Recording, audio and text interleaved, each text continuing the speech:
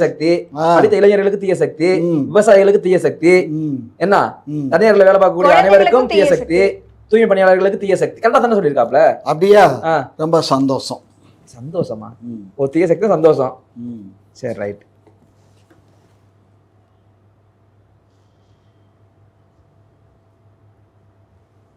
சவுண்டா படிங்கயா.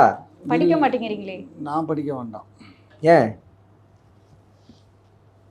பக்கத்துல வச்சுக்கிறீங்க? அப்படி ஐயா, ஏர்போர்ட் மூர்த்தியுடன் ஏன் நேர்காணல் கொடுப்பது இல்லை, என்ன காரணம்?